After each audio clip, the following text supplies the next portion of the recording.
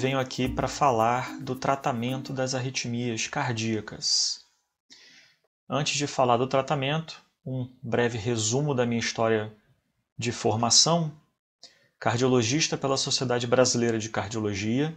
Por muitos anos fiz cardiologia e arritmologia no Instituto de Cardiologia, no Rio de Janeiro, Aloysio de Castro. Formação em arritmia e eletrofisiologia pela UFRJ. E em 2 anos em eletrofisiologia na Alemanha, na Universidade de Leipzig. Arritmólogo e eletrofisiologista da Sociedade Brasileira de Arritmias Cardíacas. CEO e professor da Cardiofocus, coautor do livro O Eletrocardiograma e a Clínica, e autor e coautor de muitos trabalhos publicados, tanto em revistas quanto em congressos. Quem desejar mais informações tem o meu perfil no currículo Lattes. O ritmo cardíaco normal, ele funciona para que justamente o coração possa fazer o seu trabalho de bombeamento do sangue. O sangue vem do corpo através das veias e entra no átrio direito. E vem do pulmão com oxigênio e entram no átrio esquerdo. Eles entram no átrio através das veias pulmonares. Esse sangue é bombeado para os ventrículos e os ventrículos cheios de sangue, por sua vez, bombeiam o sangue do ventrículo esquerdo para o corpo através da artéria aorta e do ventrículo direito para os pulmões através da artéria pulmonar. Esse sangue que vai para os pulmões vai se oxigenar e retornar para as cavidades esquerdas. Então, nós temos o lado direito do coração e o lado esquerdo. E para isso funcionar, esse sincronismo entre os átrios e os ventrículos, tanto direito quanto esquerdo, eu tenho um sistema elétrico natural. No nosso sistema elétrico cardíaco, nós temos uma pilha, vamos dizer assim, natural, chamada nó sinoatrial, uma bateria. Daqui se origina a atividade elétrica cardíaca, em condições normais, que caminha por esses fios através do átrio direito e através do átrio esquerdo. Essa fiação elétrica leva a eletricidade para os átrios. E os átrios se ativam eletricamente e contraem. Mas esse impulso elétrico, ele chega numa estrutura chamada nó atrioventricular, onde esse impulso ele é freado naturalmente e depois ele caminha por um único caminho até os ventrículos e se divide para o lado direito e para o lado esquerdo. E assim os ventrículos se ativam eletricamente para contrair. Quando essa atividade elétrica passa pelo coração e pelo músculo, o músculo reage eletricamente e o eletro que nós posicionamos no tórax e nos braços registra essa atividade elétrica, essa passagem. Então, quando o impulso elétrico passa pelos átrios, ele gera uma onda no eletrocardiograma, chamada onda P. P de pão. É essa onda aqui. Quando o impulso atravessa esse único fio, chamado nó atrioventricular, e entra para os ventrículos, tratando-se de fiação elétrica. E o impulso elétrico ativa os ventrículos e gera uma onda grande chamada complexo QRS. Essa onda é grande porque o ventrículo é uma cavidade muito grande, com muita musculatura. Quando o ventrículo se contrai, ele precisa relaxar. O momento do relaxamento gera essa onda chamada onda T. E depois o coração aguarda um tempo até o próximo batimento se originar lá na nossa bateria. O ritmo, esse é um ritmo normal, chamado ritmo sinusal. Agora eu vou explicar um pouco da arritmia chamada via acessória. O sistema elétrico do coração, como dito, só tem um caminho elétrico, ou um fio elétrico, é assim que eu vou me referir, que liga átrios com ventrículos, que é o nó atrioventricular. A via acessória é um outro caminho que faz essa ligação elétrica entre átrios e ventrículos. Essa ligação elétrica, que na realidade é uma fibra muscular, ela nasce no coração da pessoa.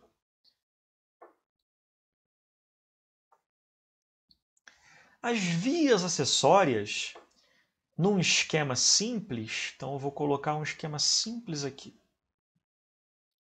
Aqui é um desenho, um esboço do coração, nódulo AV e os ramos. Aqui são os átrios direito, átrio esquerdo, ventrículo direito e ventrículo esquerdo. As vias acessórias mais comumente se localizam do lado esquerdo, mas elas também podem se localizar do lado direito ou, em raros casos, muito perto do fio normal, que é o nódulo atrioventricular. Do lado esquerdo, normalmente em torno de 60% dos casos estão do lado esquerdo, 60% a 70%. Do lado direito, em locais seguros, normalmente em torno de 20%. 20 a 25%. E essas vias acessórias próximas da fibra normal do coração, na média, perfazem 5% dos casos. A implicação disso é que se eu localizo uma dessas vias, que estão do lado do sistema normal, se nós tentarmos fazer a ablação, existe a chance de lesar o fio normal e a pessoa precisar de um marca-passo. Então é muito importante saber que quando houver essa suspeita, nós podemos tentar, mas se detectarmos esse risco, nós não progredimos a ablação. Porque há, hoje em dia, técnicas um pouco menos eficazes, porém mais seguras, como a técnica de congelamento, ao invés de cauterização. Ela é menos efetiva, mas ela é mais segura para esses casos. E essa via acessória, como que ela gera o disparo do coração? É quando o impulso elétrico desce pela via normal de condução, ele termina no final do ventrículo. Mas se eu tiver esse caminho, esse fio ligando os átrios aos ventrículos, o impulso elétrico pode retornar por ele. Nós costumamos dizer que é quando esse fio elétrico liga. Quando ele liga, o impulso elétrico volta por ele e vem novamente pelo fio normal e sobe por ele de novo. Então, o impulso elétrico caminha num circuito, ou que nós chamamos, que é a definição mais correta, um curto-circuito. Então, o coração não dá pausa para a nossa bateria dar o ritmo dela elétrico. Falando agora em ablação por catéter. Como que é a técnica da ablação? A ablação, ou estudo eletrofisiológico e ablação por catéter, são realizados numa sala especial que precisa ter um aparelho que emite fluoroscopia, que seria um grande raio-x ao vivo, mas de baixa carga. E isso é realizado numa sala de hemodinâmica, num laboratório de eletrofisiologia ou num centro cirúrgico. Normalmente executado por 2 profissionais, nem sempre os 2 estão à mesa, podemos ter um à mesa e um no computador, um enfermeiro, 2 técnicos e um técnico específico para somente a aparelhagem eletrônica, que são computadores especiais onde os catéteres estão conectados por fora e vão fazer o trabalho de estimular o coração e detectar os sinais elétricos dentro do coração. Os catéteres, vejam, são muito finos, normalmente mais finos até que a própria carga da caneta Bic. Aqui é o exemplo de um catéter e a manopla fica na mão do cirurgião, do eletrofisiologista, e o catéter é inserido dentro, através da veia, dentro do coração. Do lado de fora eu tenho um conector, onde isso aqui vai conectar no computador e fazer com que eu registre os potenciais elétricos do coração. Esse catéter é introduzido, na imensa maioria das vezes, pela veia femoral, direita e ou esquerda. Rarissimamente precisamos utilizar a veia jugular. Utilizando a veia femoral, o catéter ascende pela veia cava e chega inexoravelmente ao átrio direito, em condições normais. No átrio direito, nesse exemplo, eu tenho 4 catéteres que vêm pela veia femoral e um catéter que vem pela veia jugular, aqui por cima, que normalmente nós não usamos. Num procedimento comum, simples, de ablação simples, utilizamos 3 catéteres na média. Numa ablação mais complexa, utilizamos 4, raramente 5. Os catéteres, eles possuem eletrodos em sua ponta. E esses eletrodos posicionados em pontos estratégicos, conseguimos definir quando a onda elétrica passa. Então nós conseguimos ter certeza de onde está passando a eletricidade e da onde se originam as arritmias. A ablação da via acessória, então, ela é realizada com os catéteres, como descrito anteriormente.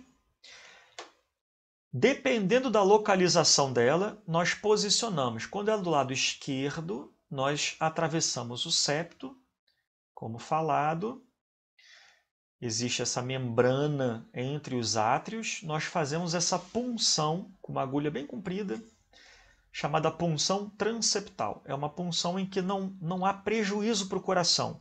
É uma pequena membrana que, em geral, em 1 ou 2 semanas, esse pequeno orifício fecha.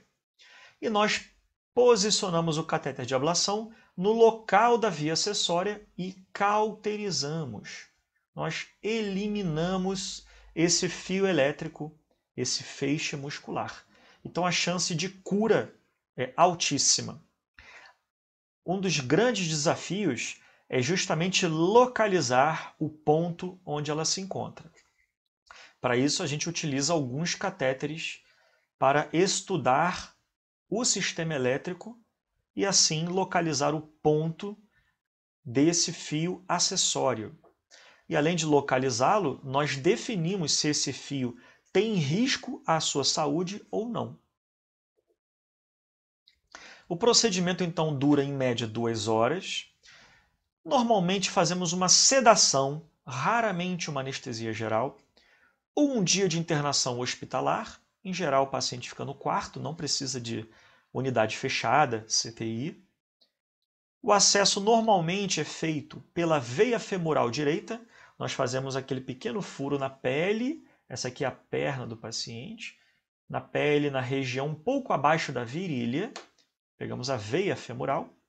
Então, a pessoa acorda com um curativo na sala conosco, mas um curativo compressivo, fazendo uma pressão na perna. Não leva nenhum ponto de sutura. Permanece em repouso no leito até o dia seguinte. Mínimo de 6 horas de barriga para cima. Pode depois se mobilizar para os lados, decúbito lateral. E não deve dobrar as pernas até mais de 60 graus.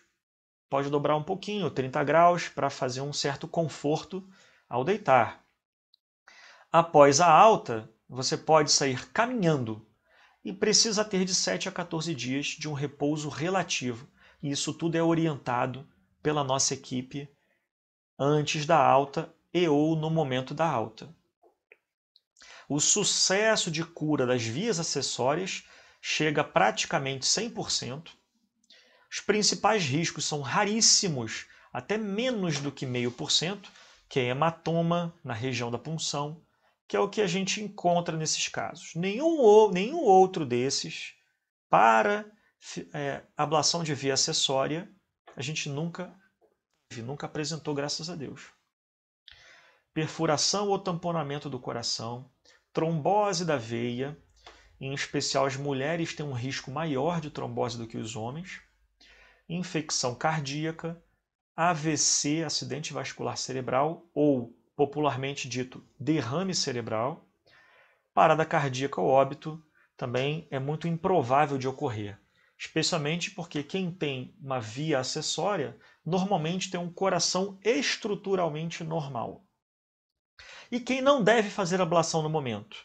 Quem está em estado infeccioso, febre, por exemplo, tem algum problema local na perna ou na veia que impeça da gente acessar com catéter, ou que tenha problemas dentários importantes, uma cárie importante, um abscesso dentário, alguma inflamação importante na boca. Então, tenha muita atenção na sua saúde bucal sempre, independente da ablação. Tenha suas consultas com o dentista e mantenha essa regularidade. E posso desejar aqui para a sua ablação muito sucesso para você, para nós e para todos.